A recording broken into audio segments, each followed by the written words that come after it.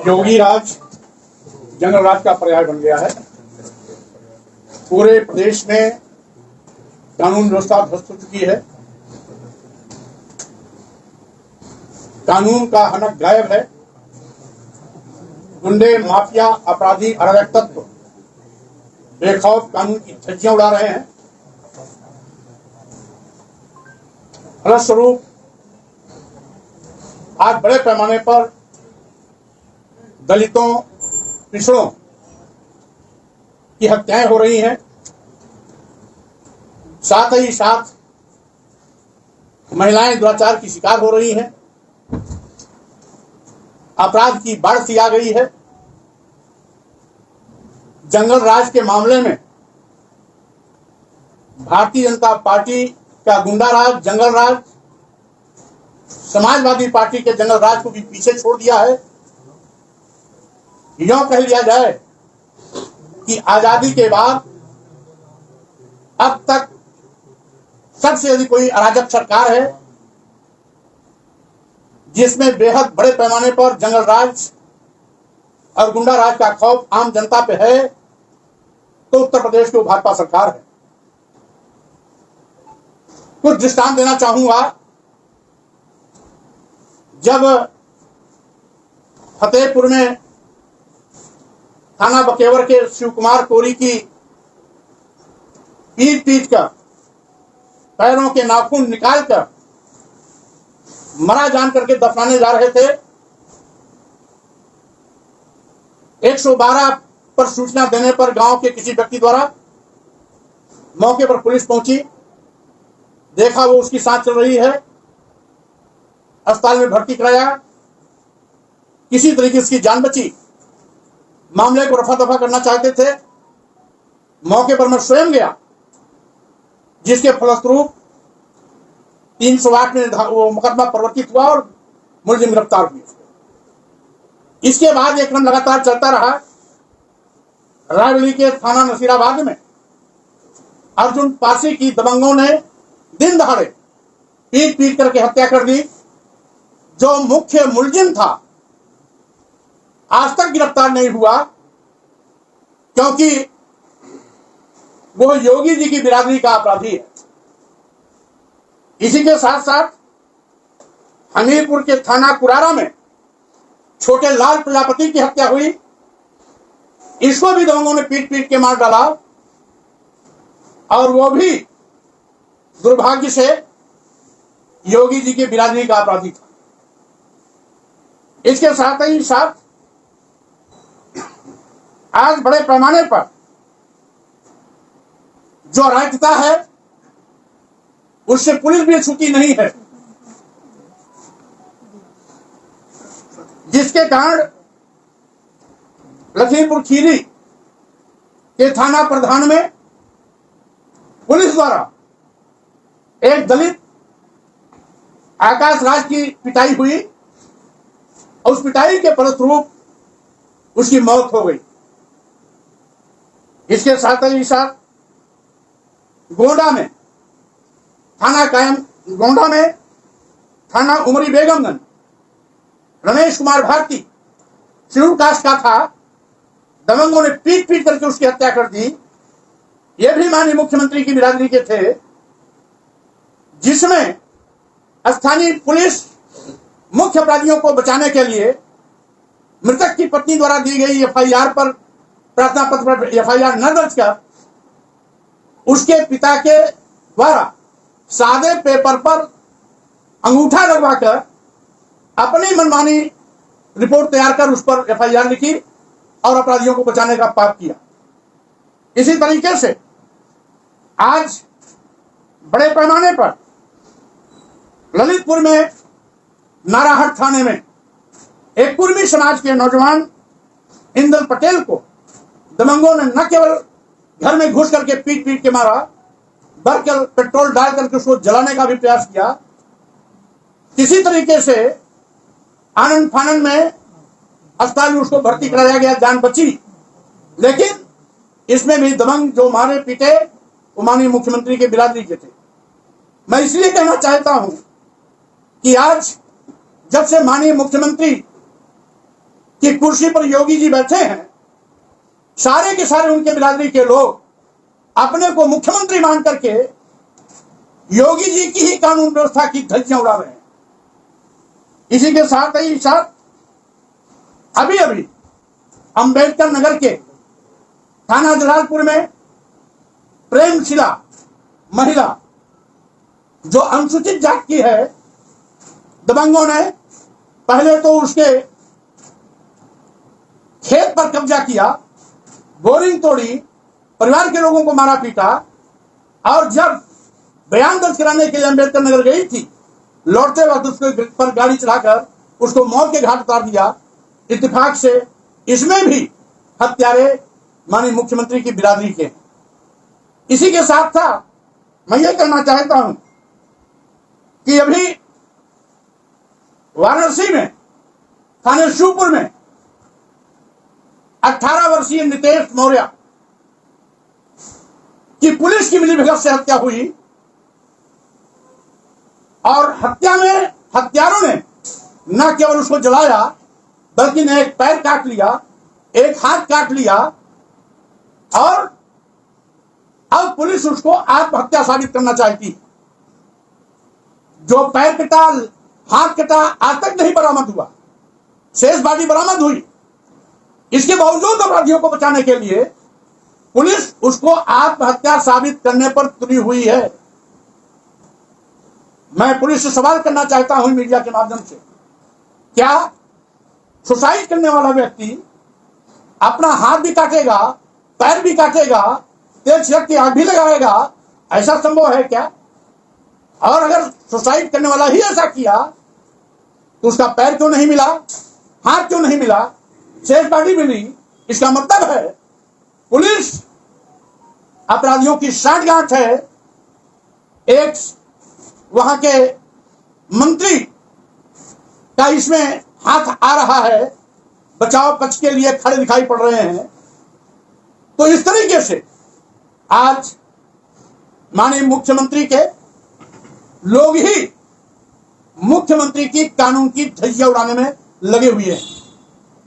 इसके साथ ही साथ आज बड़े पैमाने पर जिस तरीके से अभी अभी जनपद फतेहपुर के थाना शाहीपुर में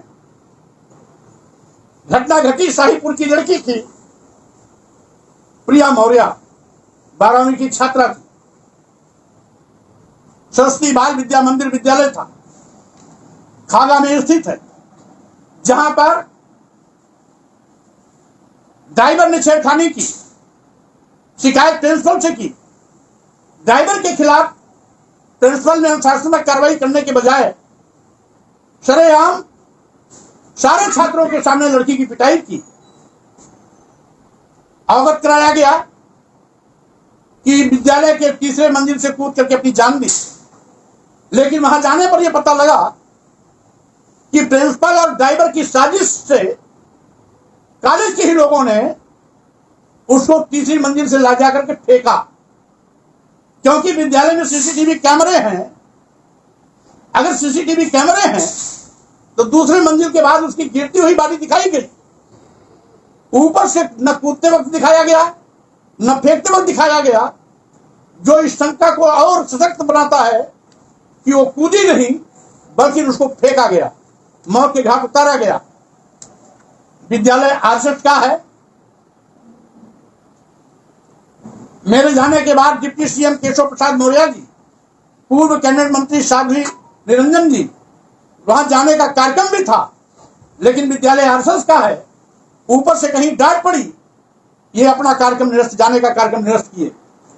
जब सरकार की मिलीभगत से बड़े पैमाने पर आज अनुसूचित जात, अनुसूचित जनजात और पिछड़े वर्गों को घास कूड़े करकट की तरह जलाया जा रहा है, गाजर मूली की तरह काटा जा रहा है, दुहाई देंगे हिंदू एक हो जाओ। मुख्यमंत्री जी कहेंगे अगर बटोगे तो कटोगे।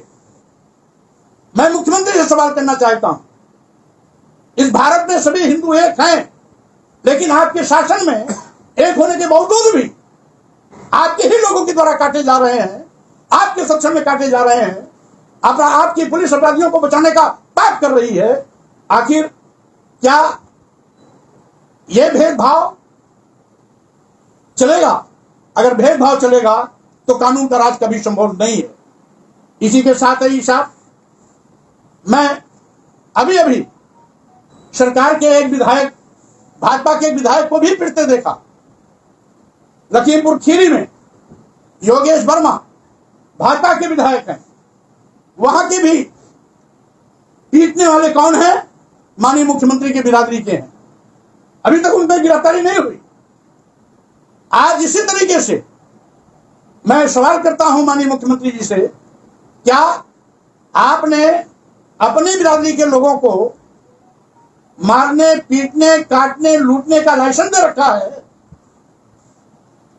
और यही कारण है कि लगातार उनके द्वारा अपराध किए जा रहे हैं और आपकी सरकार गूंगी बहरी अंधी बनकर तमाशबीन बनी हुई है, उनके खिलाफ कार्रवाई करने से बचती है।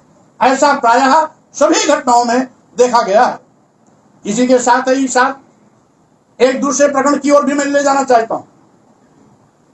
अभी अभी कल मैंने देखा माननीय मुख्यमंत्री जी पूजा कर रहे थे,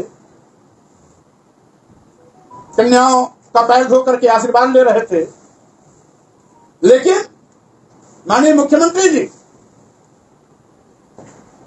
आप जो कहते हैं उसको अमल में करिए। बड़े पैमाने पर आज इस उत्तर प्रदेश में हमारी बहन बेटियों की इज्जत, आबरू सुरक्षित नहीं है।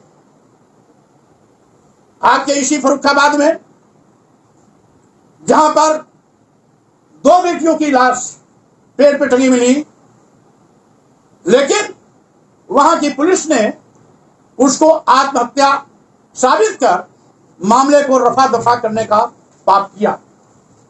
इसी के साथ ही साथ मैं अभी 4 हत्याओं की घटना ने पूरे प्रदेश को झकझोर दिया। अभी हाल में जनपद अमेठी को इसी 3 अक्टूबर को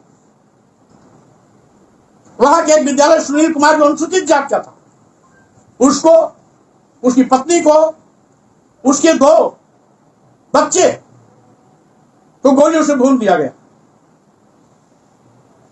जबकि इस घटना के पहले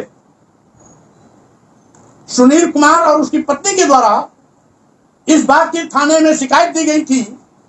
कोतवाली रायबरेली, कोतवाली अमेठी सुरतनगंज, स्थानीय पुलिस चौकी, सभी जगहों पर कि फला व्यक्ति मेरी पत्नी के साथ छेड़खानी किया। उसके बावजूद पुलिस ने उस अपराधी से पूछताछ करना भी उचित नहीं समझा। नतीजा हुआ कि पुलिस की निष्क्रियता के कारण 4 हत्याएं हुई। इसी तरीके से अभी कासगंज जनपद के थाना सोरो में एक दलित रमेश चंद्र की पीट करके इसलिए उसको बुरी तरीके से मौत के घाट उतार दिया गया, बुरी तरीके से पिटाई हुई, जिसके नाते वो जाके आत्महत्या किया, क्योंकि एक रामलीला में जाकर देखने गया था जहां पर कुर्सी पर बैठ गया। तथा कथित ऊंची जात के लोगों ने और स्थानीय पुलिस ने यह कह करके कि तुम अनुसूचित जात के होकर के कुर्सी पर कैसे बैठ गए, उसकी पिटाई शुरू की और बुरी तरीके से पिटाई हुई। नतीजा हुआ कि वह जाकर के आत्महत्या करने के लिए मजबूर हुआ, आत्महत्या कर अपनी जान दी। इसके साथ ही साथ जनपद फतेहपुर के किशनगंज थाने में, जहां पर दलित समुदाय के एक व्यक्ति कमलेश सोनकर को वहां के दबंगों ने बुरी तरीके से उसको पीटा इसलिए कि तुम मेरे सामने कुर्सी पर क्यों बैठ गए। ये दूसरी घटना है। और ये पीटने वाले कौन थे? ये भी माननीय मुख्यमंत्री जी की बिरादरी के थे। इसी के साथ ही साथ चरखारी महोबा में, जहां पर दबंगों ने एक अनिल चौरसिया करके हत्या कर दी। और इसके साथ ही साथ अभी इसी 8 अक्टूबर को रायबरेली में जगतपुर थाने में राहुल पासी की किसी ने हत्या कर लाश को फेंक दिया। आज आपके इस लखनऊ में एक कंकाल मिला जिसकी एफआईआर 15 दिन पहले हुई थी। आज केवल उसके कंकाल मिले, सिर अलग था, धड़ अलग था। यह मुख्यमंत्री के नाक के नीचे ही घटना है। 15 दिन पहले एफआईआर हुई थी। घटना की न तफ्तीश कर पाई, न लाश बरामद कर पाई। 15 दिन बाद क्षेत्रीय लोगों ने जब लाश देखी तब ये मामला प्रकाश में आया। ये कल का मामला। इस तरीके से आज पूरे प्रदेश में जंगल राज चल रहा है। ये तो हमने अनुसूचित जात, अनुसूचित जनजात और पिछड़े लोगों के हत्याओं की सूची आपके सामने रखी है। अब मैं आ रहा हूं महिलाओं के साथ जो बड़े पैमाने पर घटनाएं अभी हाल में घटी हैं। इत्तेफाक से ये सारी की सारी घटनाएं सितंबर और अक्टूबर की मात्र की, जिसमें जनपद फर्रुखाबाद में एक युवती से रेप की घटना घटी। एक सितंबर, एक ही सितंबर को जनपद फतेहपुर में एक दूसरी लड़की से रेप की घटना प्रकाश में आई। 3 सितंबर को कानपुर में चलती कार में युवती से गैंग रेप किया गया। जनपद फतेहपुर के थाना अंग में 7/9 को किशोरी को बंधक बनाकर उसके साथ दुष्कर्म किया गया। जनपद उरई में 9/9 को 16 वर्षीय किशोरी से दुष्कर्म किया गया। जनपद कुशीनगर में 2 ऐसी लड़कियां जो स्टेज पे डांस करती हैं, उनको जबरदस्ती उठा के ले गए, उनके साथ दुष्कर्म की घटना की गई। हरदोई में एक छात्रा के साथ उसी विद्यालय के शिक्षक ने दुराचार की। इसी के साथ ही साथ आगरा में 11 वर्ष की बच्ची के साथ यौन शोषण की घटना प्रकाश में आई। कानपुर के रावतपुर में नीट की तैयारी करने वाली छात्रा के साथ इसी प्रकार की रेप की घटना घटित की गई। जनपद चित्रकूट में 15/9 को एक ट्यूशन वाले टीचर के द्वारा लड़की के साथ दुराचार की घटना की गई। जनपद फर्रुखाबाद में कायमगंज में 6 की छात्रा के साथ कई बार दुराचार की घटना घटी।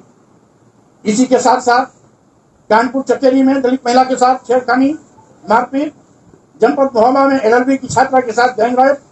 जनपद झांसी में दबंगों ने महिला को निर्वस्त्र किया। और जनपद उरई में छात्रा के साथ अभद्र व्यवहार हुआ।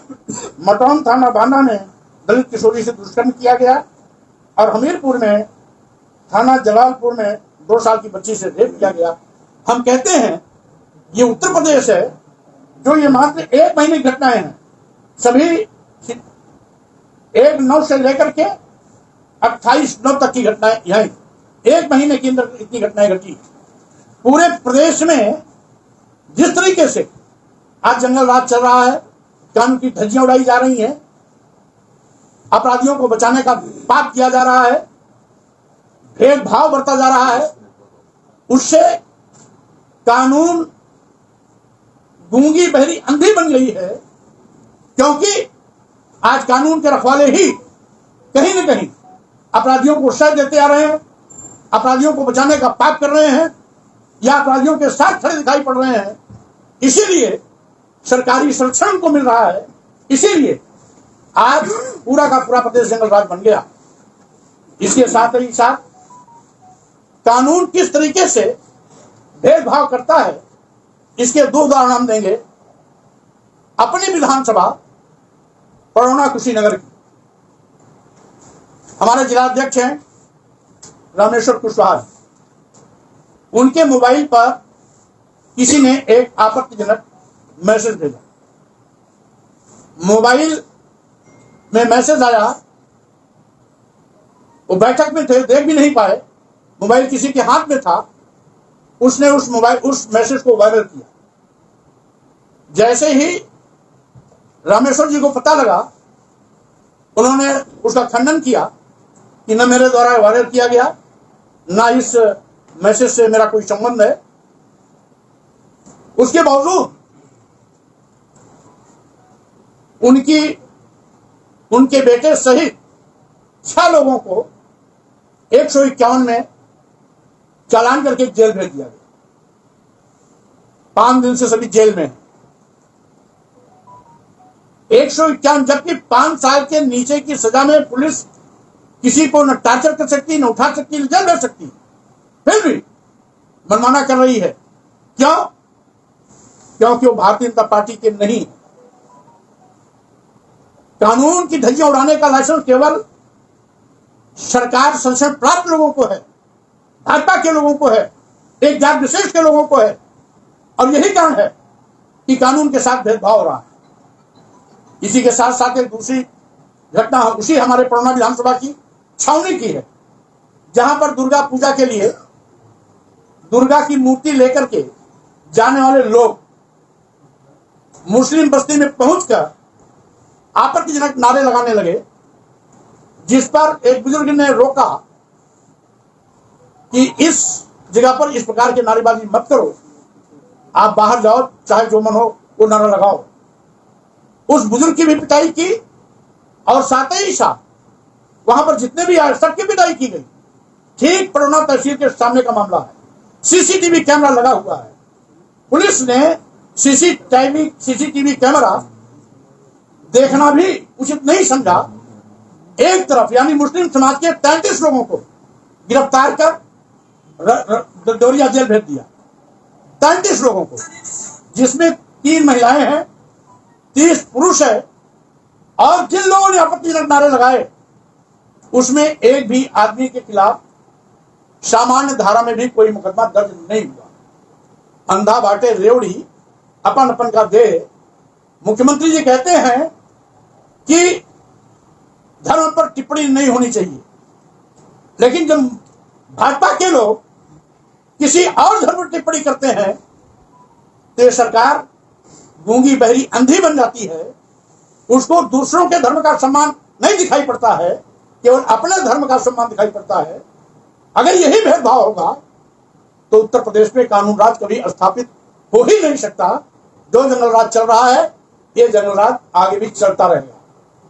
इसलिए आज मीडिया के माध्यम से भाजपा सरकार को मैं सावधान करना चाहता हूं कि अगर यही गुंडा राज जंगल राज चलता रहेगा तो स्वाभाविक रूप से हमें सड़क पर आंदोलन के लिए उतरना पड़ेगा।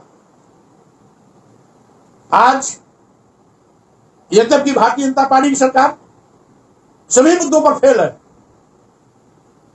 बड़े पैमाने पर बेरोजगारी बढ़ी है, आरएसएस तत्व के हौसले बढ़े हैं, कानून व्यवस्था ध्वस्त हो चुकी है, प्रदेश जंगल राज बन गया है, प्राथमिक विद्यालय बंद होते जा रहे हैं, हजारों विद्यालय उत्तर प्रदेश के बंद हो गए हैं। अब जहां पर शिक्षा, स्वास्थ्य, सुरक्षा चौपट होगी, वहां पर सरकार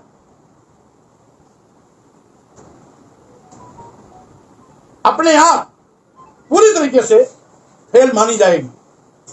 जब आज विद्यालय बंद हो रहे हैं, अस्पतालों में दवाएं नहीं मिल रही हैं, सुरक्षा की कोई गारंटी नहीं रह गई है, जब जो जहां जाता है उसको गोली मार देता है, मौत की घाट उतार देता है, बहन बेटियों के साथ बलात्कार कर देता है, तो स्वाभाविक रूप से आज अब तक की सबसे विफलतम सरकार है, जो न केवल कानून व्यवस्था पर फेल हुई है बल्कि सभी मुद्दों पर फेल हुई है। और यही कारण है पूरे प्रदेश में जंगल राज का नंगा नाच चल रहा है। हम समझते हैं माननीय मुख्यमंत्री जी जो कहते हैं उस पर आत्मचिंतन भी करें, आप मंथन भी करें कि आपकी कही हुई बात को आखिर आपके अधिकारी जमीनी हकीकत में क्यों नहीं बदलते हैं। आपके बार बार कहने के बावजूद भी प्रदेश में कानून राज है, लेकिन पूरा प्रदेश जंगल राज का चरागाह बन गया है। आखिर ऐसा क्यों? इस पे आत्मचिंतन करने की आवश्यकता है। और नवरात्र के महीने में भी यहाँ की महिलाएं, बहन, बेटियां कितनी दुराचार की शिकार हुई हैं, इसका छोटा सा नमूना मैंने आपके सामने रखा है। इसलिए आवश्यकता है सरकार को इन सारे गंभीर मुद्दों पर विचार करने की और समय रहते कानून व्यवस्था स्थापित करने का प्रयास करना चाहिए। जंगल राज को खत्म करने के लिए अभियान चलाना चाहिए। बिना भेदभाव के अपराधियों के खिलाफ कानूनी कार्रवाई होना चाहिए। अगर जाति विशेष के लोगों को अपराध करने की छूट होगी, अपराध करने के बावजूद भी उनके खिलाफ कानूनी कार्रवाई नहीं होगी, तो स्वाभाविक रूप से यह प्रदेश जंगल राज है और आगे भी रहेगा। Thank you sir. ये कल जो जयप्रकाश नारायण को लेकर के जो राजनीति हुई, सरकार ने अखिलेश जी को नहीं जाने दिया, अखिलेश जी वहां जाना चाहते थे, उसके बाद फिर वहीं पर उनकी मूर्ति पर माल्यार्पण किया, आप कैसे देखते हैं इस पूरी? देखिए, पहली बात तो यह महापुरुष महापुरुष होता है। अगर आप उस महापुरुष का सम्मान नहीं कर सकते तो अपमान करने का भी अधिकार नहीं।